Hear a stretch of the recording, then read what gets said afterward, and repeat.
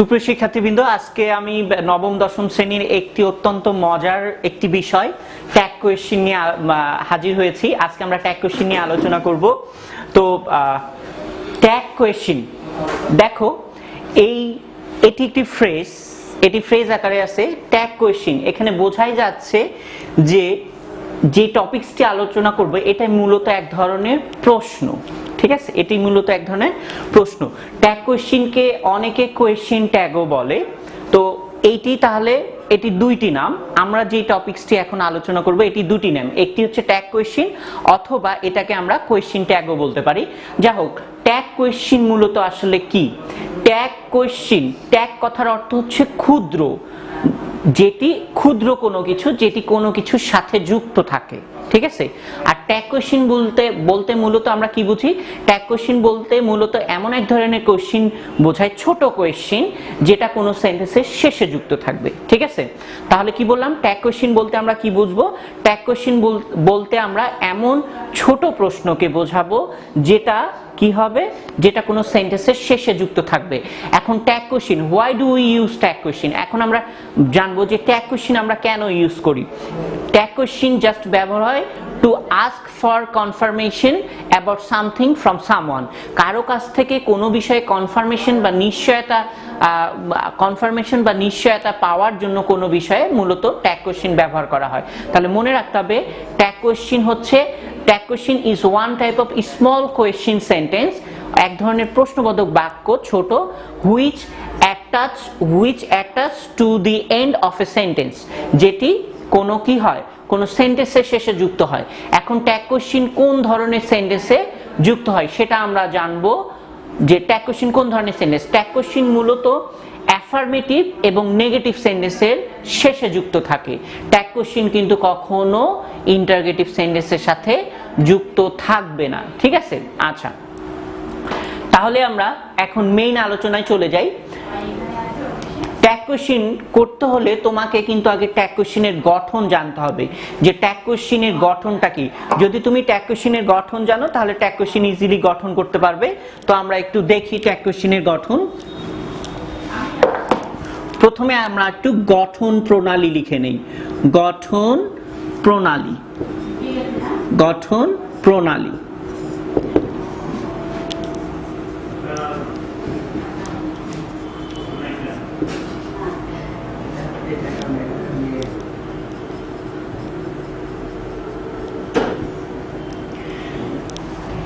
Tag কোয়েশ্চেনের গঠন দেখো, এখানে আমি লিখেছি।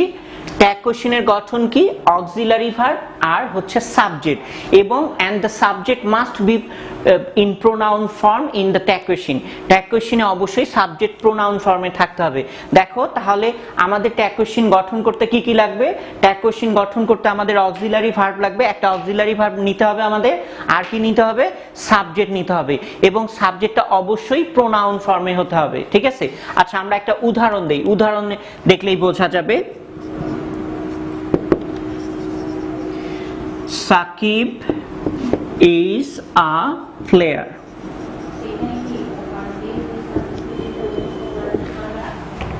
আচ্ছা দেখো, সাকিব ইজ আ প্লেয়ার। এখন দেখো, আমি কি বলেছি যে ট্যাগ কোয়েশ্চেন কি হবে? ট্যাগ কোয়েশ্চেন হচ্ছে কোন সেন্টেন্সের শেষে যুক্ত থাকবে। এই যে এখানে দেখো, এই সেন্টেন্সটার শেষে ছোট্ট একটু অংশ যুক্ত আছে না? এটি মূলত হচ্ছে ট্যাগ কোয়েশ্চেন। ঠিক আছে, এখন এই সেন্টেন্সটার আমরা ট্যাগ করব। আবার আরেকটা জিনিস দেখো বন্ধুরা, আমি বলেছিলাম যে ট্যাগ কোয়েশ্চেন মূলত কার সাথে যুক্ত থাকে? ট্যাগ অংশটুকু কোনো হ্যাঁ বোধক বা না বোধক বাক্যের সাথে। এই যে সাকিব ইজ এ প্লেয়ার, এখানে দেখো এই অংশটি কিন্তু হ্যাঁ বোধক, অ্যাফার্মেটিভ অংশ না, অ্যাফার্মেটিভ অংশ। তাহলে আমি যে তাহলে ট্যাগ কোশ্চেনটা দেখো এখানে অ্যাফার্মেটিভের সাথে যুক্ত আছে। এখন দেখো আমরা এটা ট্যাগ করব। আমি কি বলেছিলাম? গঠন প্রণালী। তাহলে ট্যাগ করতে হলে প্রথমে আমার অক্সিলারি ভার্ব লাগবে। এখানে দেখো, এই যে আমরা জানি ইজ হচ্ছে অক্সিলারি ভার্ব, তাহলে এখানে আমরা একটা অক্সিলারি ভার্ব দিলাম। ঠিক আছে, এটা আমরা দিলাম। এরপরে বলছে আর কি লাগবে, বলছে সাবজেক্ট বসাতে হবে। সাবজেক্টটা কোন ফর্মে হবে, প্রোনাউন ফর্মে হবে। দেখো এই সেন্টেন্সের সাবজেক্ট কোনটা, এখন তুমি সাবজেক্ট কোথা থেকে নিয়ে আসবা, সাবজেক্ট কি আমদানি করবা? আচ্ছা, আমদানি করার কিছু নাই এখানে, এখানে এই যে মূল সেন্টেন্স যেটা দেয়া থাকবে ওখানে যে সাবজেক্টটি থাকবে ওইটাই আমরা বসাবো। তাহলে দেখো আমরা কি বললাম, এই যে অক্সিলারি ভার্ব বসাইছি, তারপরে কি বসাতে হয়, সাবজেক্ট। এখন দেখো বলছে সাবজেক্ট বসাতে হবে, আমরা সাকিব, এটা হচ্ছে সাবজেক্ট, এটা বসাবো, কিন্তু এখানে দেখো ব্র্যাকেটে লিখে দেয়া আছে প্রোনাউন ফর্ম বসাতে হবে। তাহলে সাকিব ছেলে না মেয়ে? সাকিব হচ্ছে ছেলে, তাহলে ছেলে যেহেতু এখানে আমরা কি প্রোনাউন ইউজ করব, হি। এই তো ট্যাগ কোয়েশ্চেন হয়ে গেল। এখন কথা হচ্ছে যে কিন্তু এইখানে একটু ঝামেলা আছে, তোমরা মনে রাখবা ট্যাগ কোয়েশ্চেনের ক্ষেত্রে মূল অংশটা যদি হ্যাঁ বোধক থাকে ট্যাগ কোয়েশ্চেন না বোধক হবে, অর্থাৎ যেটা থাকবে ওটার বিপরীতটা হবে। তাহলে মূল সেন্টেন্সটা হ্যাঁ বোধক আছে, তাহলে এটার বিপরীত হবে, হ্যাঁ বোধকের বিপরীত হচ্ছে না বোধক, তাহলে এখানে আমরা না বোধক লিখব, এটাকে আমরা না বোধক করব, এটাকে না বোধক করব। তাহলে কি হবে, না বোধক করলে ইজেন্ট হবে। এখন একটা জিনিস মনে রাখবা যে ট্যাগ কোশ্চিনে কিন্তু ফুল ফর্ম ইউজ করা যাবে না নটের, অর্থাৎ ট্যাগ কোশ্চিনে নটের শর্টার ভার্সন ইউজ করতে হবে, ইজেন্ট।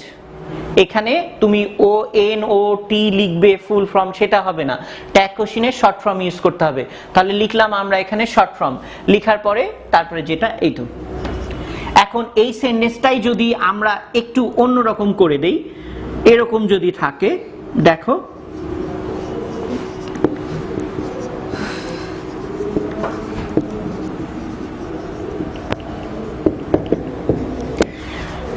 এই sentence Shakib isn't a player, এখানে দেখো এই সেন্টেন্সটি কিন্তু নেগেটিভ ফর্মে আছে, তার মানে আমি একটু আগে বললাম মূল সেন্টেন্স যা থাকবে ওটার বিপরীত হবে।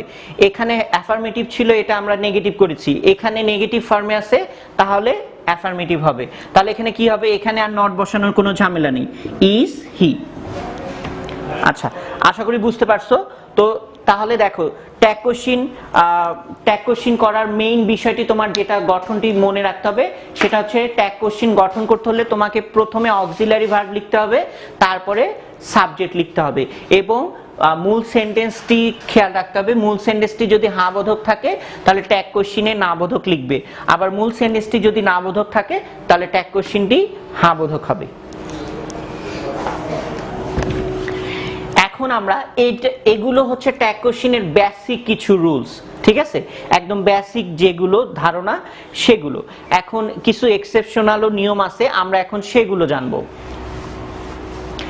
তাহলে দেখো বন্ধুরা, যখনই তুমি ট্যাগ কোশ্চেন করতেছো তোমাকে কিন্তু আগে চিনতে হবে যে সেন্টেন্সটা যে অংশটা দিয়ে আছে এটা হ্যাঁ বোধকে আছে নাকি না বোধক আছে। তো এখন কথা হচ্ছে যে অনেকে হয়তো মনে করো যে না বোধক সেন্টেন্স তো চেনাই যাবে, কিছু কিছু ঝামেলা আছে। যেমন আমরা নরমালি যেটা জানি no, never, not, neither, nor, not only, but also, এগুলো এরকম কিছু কিছু ওয়ার্ড আছে যেগুলো দেখলেই বোঝা যায় আসলে নেগেটিভ, ঠিক আছে। কিন্তু আবার এমন কিছু ওয়ার্ড আছে যেগুলোকে তুমি দেখলে বুঝতে পারবে না, ওগুলো সেন্টেন্সটি নেগেটিভ ফর্মে দেয়া আছে, তোমাকে কিন্তু ওই ওয়ার্ডগুলো মুখস্থ করতে হবে, ঠিক আছে। আমি আবার বলতেছি, যেমন এমন কিছু নেগেটিভ ওয়ার্ড আছে যে নেগেটিভ ওয়ার্ডগুলো দেখলেই বোঝা যাবে, যেমন no, not, never, none, nobody, এরকম nothing, neither, nor, not only, but also, হ্যাঁ, নো সুনার, এগুলো দেখলেই তুমি বুঝতে পারবে যে এগুলো নেগেটিভ ওয়ার্ড, ঠিক আছে। কিন্তু এমন কিছু শব্দ আছে বা ফ্রেজ আছে যেগুলো তুমি দেখলে বুঝতে পারবে না, ওগুলো হচ্ছে নেগেটিভ ওয়ার্ড। এই ওয়ার্ডগুলো দিয়ে অনেক সময় থাকে, সেজন্য তোমাকে এই ওয়ার্ডগুলো জানতে হবে। এখন আমরা ওই নেগেটিভ ওয়ার্ড যেগুলো দেখলে বোঝা যায় না যে ওগুলো নেগেটিভ, এরকম কিছু ওয়ার্ড এখন আমরা জানবো, লিখে নিবে।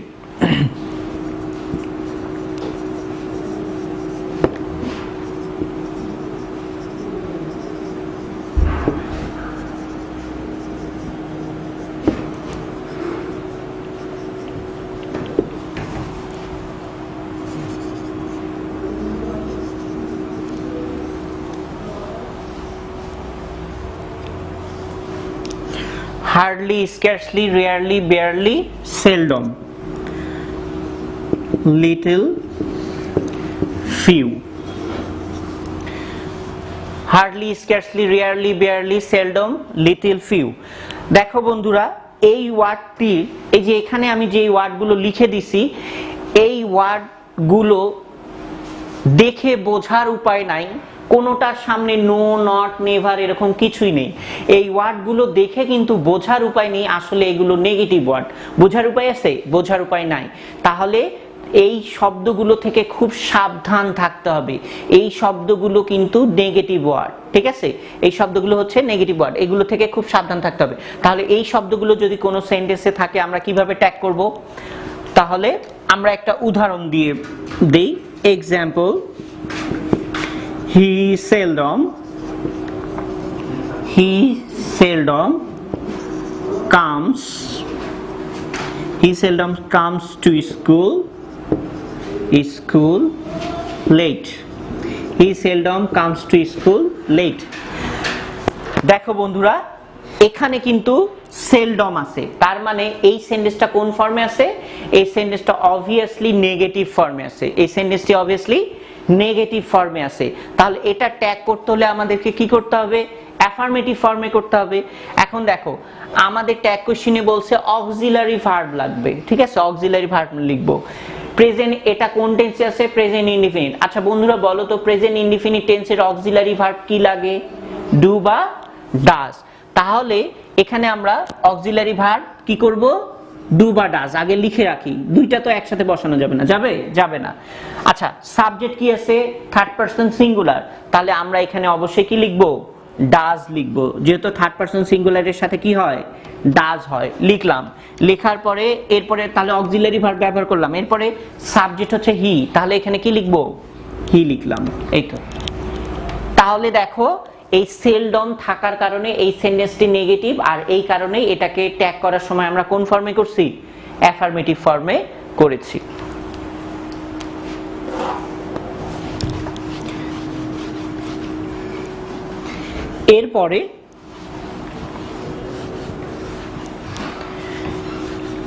এরপরে আমরা আরো কিছু নিয়ম শিখব।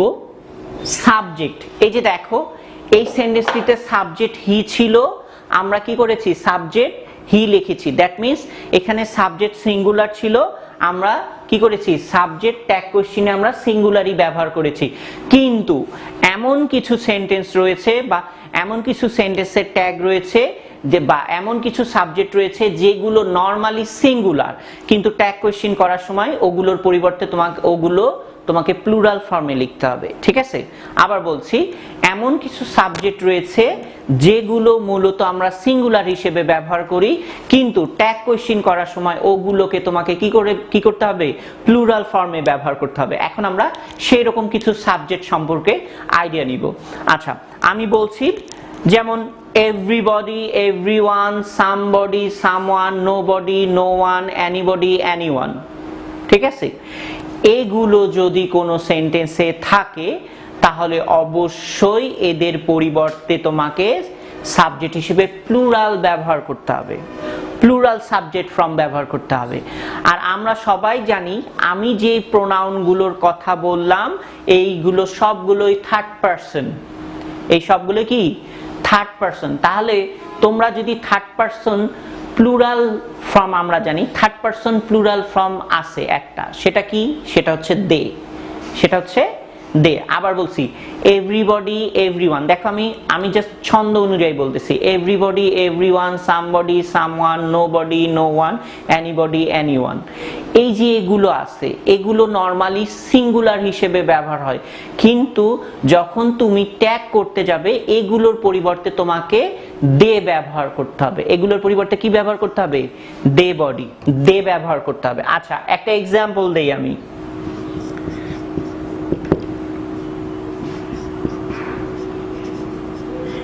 Everyone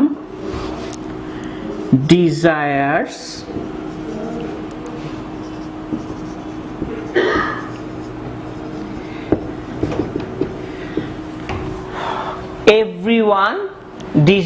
success. আচ্ছা, বলছে প্রত্যেকেই সফলতা চায় বা প্রত্যেকেই সাফল্য চায়। এখন দেখো, আমরা প্রথমে আগে আমাদের ট্যাগ কোশ্চেনের নিয়ম কি, প্রথমে আগে অক্সিলারি ভার্ব বসাতে হবে। এটা কোন টেন্সে আছে বন্ধুরা? এটা হচ্ছে প্রেজেন্ট ইনডিফিনিট টেন্সে আছে, তাহলে ডু বা ডাজ। এখন কথা হচ্ছে এখানে আমরা প্রথমে অক্সিলারি ভার্ব বসাবো না, এখানে আমরা প্রথমে সাবজেক্ট বসাবো। দেখো এভরিওয়ান আছে না, তাহলে আমরা কি লিখবো? দে লিখবো। এখানে কি লিখবো বন্ধুরা? এখানে কি আছে? এভরিওয়ান আছে। তো এখানে যেহেতু এভরিওয়ান আছে আমরা প্রথমে সাবজেক্ট লিখবো, দে লিখলাম। এখন দেখো দে কি? দে প্লুরাল, দে যেহেতু প্লুরাল অবশ্যই আমরা এখানে অক্সিলারি ভার্ব কি লিখবো? ডু না ডাজ? ডু লিখবো। গুড, ডু লিখবো। আচ্ছা লিখলাম। ডু লেখার পরে এখন দেখো আমরা একটা নিয়ম জানি, হা বোধক থাকলে কি হয়? হা বোধক থাকলে না বোধক হয়। তাহলে এখানে মূল সেন্টেন্সটা হা বোধক না? মূল সেন্টেন্সটা হা বোধক, এই জন্য আমাদের না বোধক করতে হবে। এখানে কি করতে হবে? ডোন্ট দিতে হবে। ডোন্ট দে, don't they.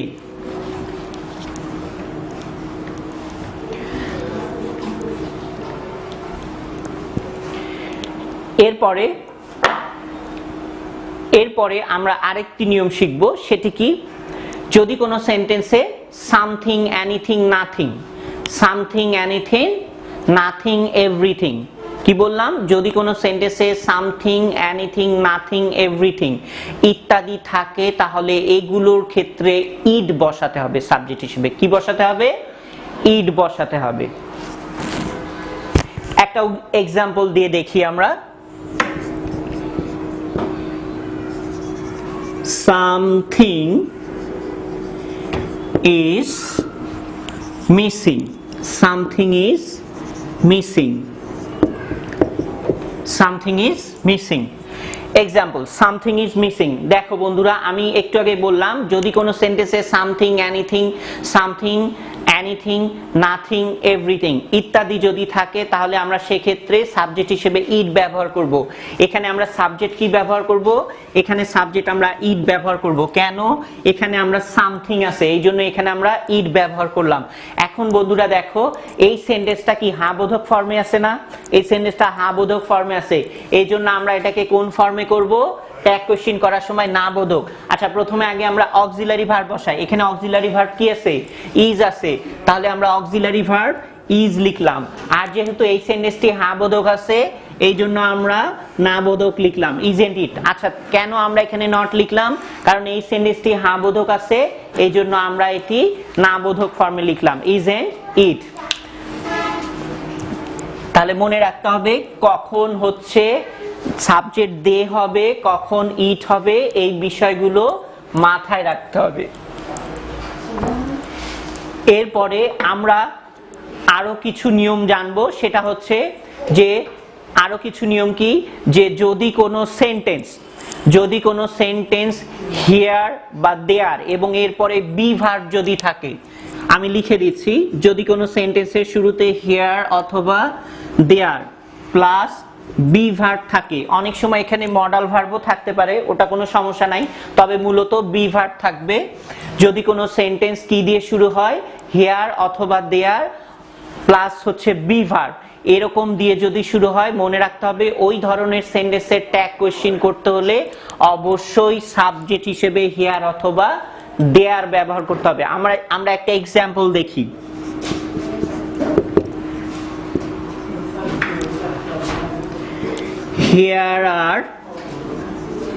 Here are some mistakes. Here are some mistakes in this letter. Here are some mistakes. Here are some mistakes in this letter. আচ্ছা, এখন দেখো আমি কি বলছিলাম, যদি কোনো সেন্টেন্স হিয়ার, দেয়ার বা বি দিয়ে শুরু হয় তাহলে কি হবে? এখানে দেখো হিয়ার আছে এবং এরপরে বি ভার্ব আছে। আমরা জানি আর মানে হচ্ছে, আর হচ্ছে বি ভার্বের একটি রূপ, তাহলে আমাদের স্ট্রাকচার কিন্তু মিলে গেছে। আমি আবার বলছি, আমি কিন্তু বলেছিলাম যে যদি কোনো sentence here there plus be এই ধরনের স্ট্রাকচার দিয়ে শুরু হয়, শুরুতেই এখানে দেখো এই সেন্টেন্সটি শুরুতেই হিয়ার আছে, তারপরে আর আছে, আর তো বি ভার্বের একটি রূপ, তার মানে আমাদের স্ট্রাকচার মিলে গেছে। এইটার ট্যাগ কোয়েশ্চেন করতে হলে আমাদের কি করতে হবে, এইটার ট্যাগ কোয়েশ্চেন করতে হলে, এইটার ট্যাগ কোয়েশ্চেন করতে হলে আমাদের সাবজেক্ট হিসেবে এটাই লিখবো। প্রথমে আগে আমরা সাবজেক্ট লিখি। আচ্ছা এখন বলো বন্ধুরা, হিয়ার আর দেয়ার এটা সিঙ্গুলার না প্লুরাল ফর্ম? এটা সিঙ্গুলার না প্লুরাল ফর্ম? এইটা হচ্ছে হিয়ার এবং দেয়ার, এইটা হচ্ছে সিঙ্গুলার ফর্ম। এই জন্য আমরা ভার্ব এখানে কি লিখবো, ইজ লিখবো। অনেকে কি করে জানো, অনেকে এই ভুলটা করে, সেটা হচ্ছে যে ওই যে অক্সিলারি ভার্ব আর আছে এই জন্য প্লুরাল ভার্ব দিয়ে দেয়। এই জন্য বন্ধুরা তোমরা ট্যাগ কোশ্চেন করার সময় একটা জিনিস খুব ভালো করে মাথায় রাখবা, ট্যাগ কোশ্চেনের গঠনে আমি লিখে দিছি প্রথমে হচ্ছে অক্সিলারি ভার্ব তারপরে সাবজেক্ট। ট্যাগ কোশ্চেনের গঠনে কি আছে, প্রথমে হচ্ছে অক্সিলারি ভার্ব তারপরে সাবজেক্ট। তো তোমরা প্রথমে অক্সিলারি ভার্ব, প্রথমে ওটা আছে থাক, অক্সিলারি ভার্ব প্রথমে লিখবা না, প্রথমে আগে সাবজেক্ট লিখবা, সাবজেক্ট অনুযায়ী অক্সিলারি ভার্ব লিখবা, তাহলে দেখবা তোমাদের ভুল হওয়ার চান্স থাকবে না। এই জন্য আর যদি তুমি প্রথমে অক্সিলারি ভার্ব লিখো, যারা প্রথমে অক্সিলারি ভার্ব লিখে দেখবা যে তারা ম্যাক্সিমামই ভুল করবে। অক্সিলারি ভার্ব তো আর, তো এখানে আর লিখে দিবে, ভুল, ওইটা গেল কিন্তু শেষ, ওটার মার্কস কাটা। তো তোমরা কি করবে, তোমরা হচ্ছে সাবজেক্টটা শুরুতে লিখবে, সাবজেক্ট শুরুতে লিখলে ওইটা অনুযায়ী লিখবে। আমি একটু আগে বললাম হিয়ার এবং দেয়ার এগুলো হচ্ছে সিঙ্গুলার ফর্ম, হিয়ার এবং দেয়ার এগুলো হচ্ছে singular form, third person singular, third person singular, first person singular কিন্তু না, বা সেকেন্ড পারসন সিঙ্গুলার কিন্তু না, থার্ড পারসন সিঙ্গুলার, হিয়ার এবং দেয়ার।